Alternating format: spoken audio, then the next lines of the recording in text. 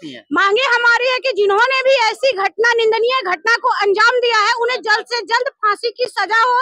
जी। नहीं तो ऐसे दिन प्रतिदिन आए कोई ना कोई घटना होती रहेगी, अधिवक्ताओं को कोई कुछ मोल नहीं रहा। तो देखिए, सब लोग एक ही तरह की भाषा का प्रयोग कर रहे हैं। न्याय की बहुत जरूरत है। लगातार इस तरह की घटनाएं घटती जाती हैं, हो रही हैं।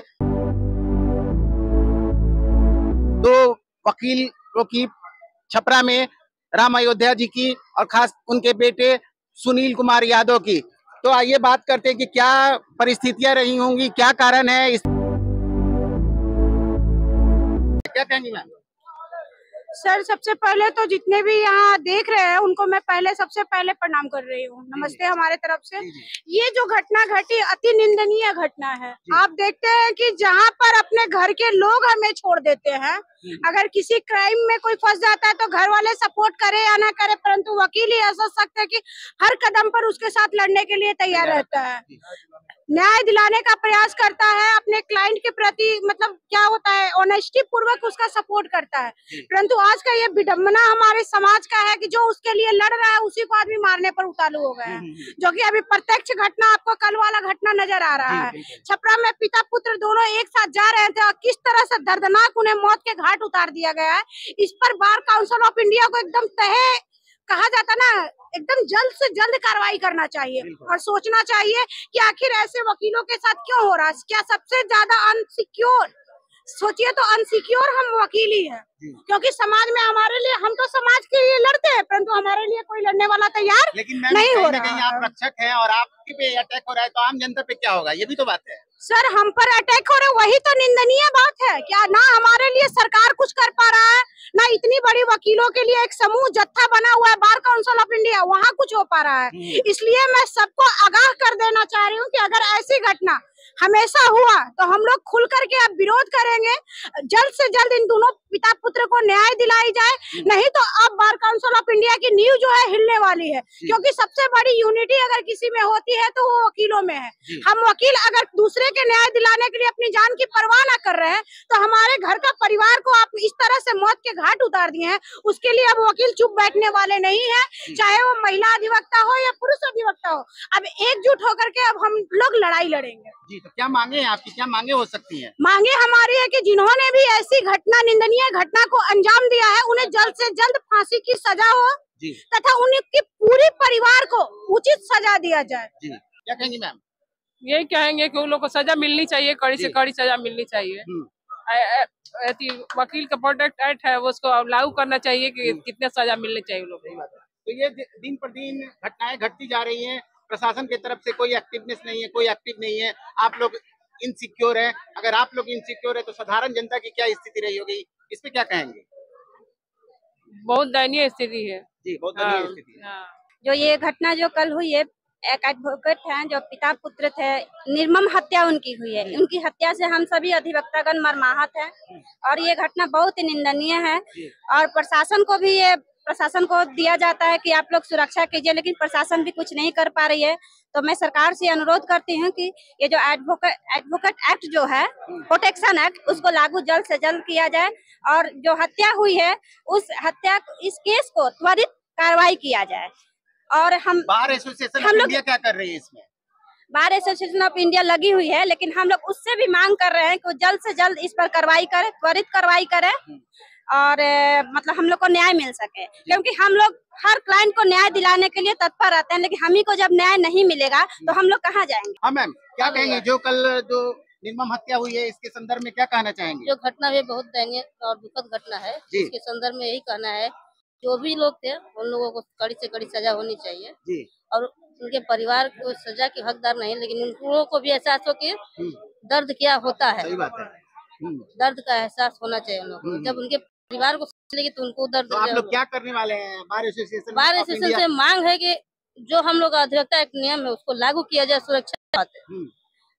नहीं तो ऐसे दिन प्रतिदिन आए कोई ना कोई घटना होती रहेगी, अधिवक्ताओं को कोई कुछ मोल नहीं रहा। यहाँ का डीएम हो या एसपी हो, चाहे बिहार का कोई भी हमारे हो, ठीक है, मुख्यमंत्री तक हो, कोई बढ़िया सा एक्ट लागू जो अभी है अधिवक्ता एक्ट, उसको लागू किया जाए और उचित से उचित कार्रवाई कर करके उनको जल्द से जल्द फांसी का सजा दिया जाए। धन्यवाद। दो पिता पुत्र जो जा रहे थे अपने कार्य के लिए अधिवक्ता थे और जा रहे थे कचहरी काम के लिए, उनकी हत्या कर दी गई, क्या कहेंगे?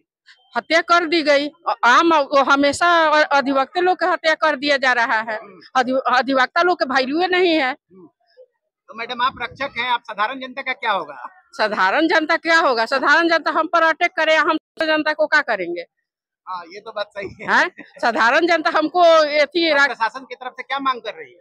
हम लोग को चाहिए, प्रोटेक्शन चाहिए, हाँ, चाहिए, सुरक्षा चाहिए, न्याय चाहिए।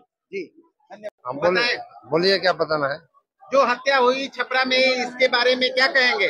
जो हत्या हुई है, जो छपरा बार के एसोसिएशन का अधिवक्ता और उनके पुत्र का, उसको जितना निंदा किया जाए बहुत कम पड़ेगा। और सरकार से हम मांग करते हैं कि कम से कम अधिवक्ता को सुरक्षा प्रदान करे और मृतक अधिवक्ता उनके पुत्र और उनको कम से कम 20-20 लाख रुपया मुआवजा दे और उनके परिवार के सदस्यों को एक नौकरी दे। और स्टेट बार काउंसिल और राष्ट्रीय बार काउंसिल से भी मांग करते हैं कि अधिवक्ता के जो हम लोग अधिवक्ता मृतक अधिवक्ता है, उनके परिवारजनों को कम से कम 20 लाख रुपया देने का काम करें। अयोध्या सिंह यादव और खास करके सुनील यादव, दोनों जी की निर्मम हत्या हुई है, इनके पीछे क्या कारण? कुछ शरारती तत्वों का हाथ है या कुछ और है? देखिए, हम लोग अधिवक्ता है, अधिवक्ता हर केस में जाता है, क्योंकि हम लोग क्रिमिनल लॉयर हैं जो होते हैं, तो आपराधिक किस्म के लोगों को ही हम लोग डील नहीं करते हैं और उनका केस करते हैं। तो अब जो जिन लोगों का मानसिकता गलत होता है या मुख्य वकील साहब के कारण मेरा ये हो गया, उसका कारण ये होता है कि उन लोग गलत सोच लेता है। लेकिन हम लोग का पेशा है और पेशा के चलते उन लोग गलत सोचता है, उन लोग गलत किया है। और हम मांग करते हैं कि जितना जल्द से जल्द जो भी अपराधी है उसको गिरफ्तार किया जाए और जो हमारे अधिवक्ता, जो दिवंगत अधिवक्ता है, उनको परिवार के बीच सुरक्षा दिया जाए। अधिवक्ताओं की हत्या की बारे में सुना जाता है, क्या कारण रहा है कि अक्सर बिहार में खास करके कभी न कभी साल बाद 2 साल या 6 महीने के अंतराल पे सुनाई पड़ता है कि 2 हम आपको तो बता दें, पहले जो भी अपराधी किस्म के लोग हैं, उनको लगता है कि हमारे अधिवक्ता के चलते मेरा ये काम गड़बड़ हो गया, जिसके चलते वो लोग प्रतिशोध की भावना लेते हैं। जबकि हम लोग का पेशा है कानून का पक्ष रखना, चाहे सूचक के साइड से हम रहे, चाहे अभियुक्त के साइड से रहे, हम लोग कहीं न कहीं साइड से रहते हैं या काम करते हैं। लेकिन उन लोग का गलत मानसिकता हो गया है। अधिवक्ताओं के हित की जो बात है, इसमें किसी भी सरकारी तंत्र का कोई ध्यान नहीं रह रहा है। आखिर इस तरह के अधिवक्ताओं के साथ कब तक घटनाएं होती रहेंगी? जो कल घटना, निर्मम घटना हुई है, इसके बारे में क्या कहेंगे? इसके बारे में जा रहे थे, 2 अधिवक्ता जा रहे थे कोर्ट तक अपने काम से और उनकी निर्मम हत्या कर दी जाती है। देखिए, इसमें हम यही कहेंगे कि पूरे भारत की न्यायिक कार्य व्यवस्था, बार और बेंच दोनों एक दूसरे के सहभागी हैं।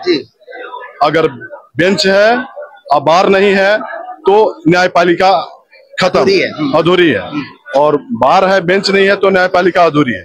इसलिए दोनों का साथ से ही किसी भी भारतीय को न्याय दिलाने का हम लोग प्रयास करते हैं। पूरे अधिवक्ता समाज में इस जघन्य घटना को लेकर काफी आक्रोश है और हम लोगों ने क्रिमिनलों के खिलाफ जंग छेड़ दी है। जो भी अधिवक्ता के साथ इस तरह का जघन्य आपराधिक वारदात करेगा, उसको कोर्ट से हम लोग फांसी से कम कोई सजा नहीं दिलवाएंगे और उसकी कोई वकालत कोई वकील नहीं करेगा। जैसे कि अभी आ रहा है कि वहाँ कोई वकील, उस वकील को हम लोग बार से निष्कासित करने का प्रस्ताव पास करेंगे। कोई मेंबर हमारा नहीं रहेगा जो इस तरह के अपराधियों को प्रश्रय देता है और उनका केस लड़ता है। कब तक वकील सूली पर चढ़ते रहेंगे? इस वजह से इस आधार पे निर्मम हत्याएं होती रही है। बिल्कुल इस पर रोक लगनी चाहिए और प्रशासन को भी चाहिए कि कानून व्यवस्था अपने कंट्रोल में रखे, अपराधियों का मनोबल तोड़े, क्योंकि हम देख रहे हैं कि अपराधियों का तो अधिवक्ताओं की तरफ से मांग करते हैं मुख्यमंत्री से अविलंब बुलडोजर लगाकर उसका मकान ढा दिया जाए। पहले हर तरह की आर्थिक नाकाबंदी कर दी जाए, समझ गए ना? वो भी पंगु की तरह धूल फाटने लगे और जितना भी कड़ी से कड़ी सजा हो उसको दिया जाए।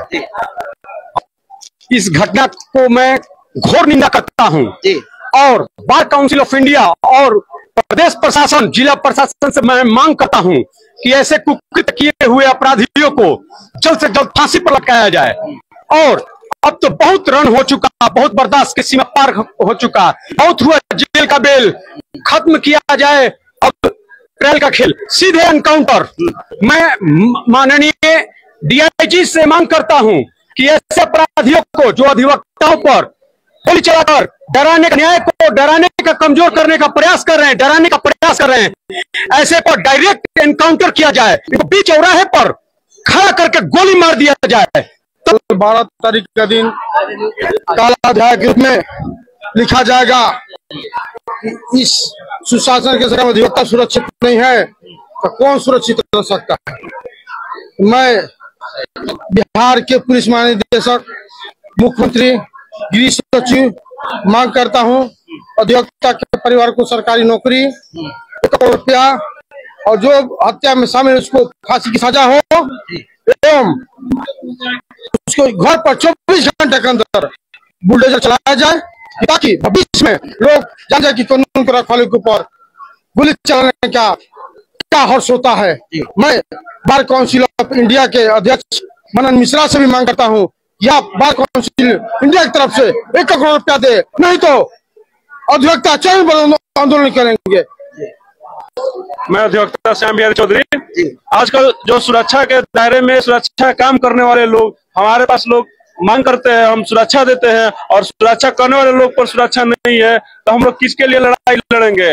इसीलिए हम बार काउंसिल ऑफ इंडिया और बार काउंसिल ऑफ पटना का अध्यक्ष मनन मिश्रा से मांग करेंगे त्वरित उन लोगों को ट्राई करे और जल्द से जल्द उन लोगों को गिरफ्तारी करके और फांसी की सूली पर चढ़ाया जाए। यही है, अगर ये ऐसा नहीं होगा तो हम लोग काफी घोर निंदा करते हुए और आंदोलन करेंगे और सभी कोर्ट में बंद कार्य को बंद करेंगे और रोड पर उतर जाएंगे।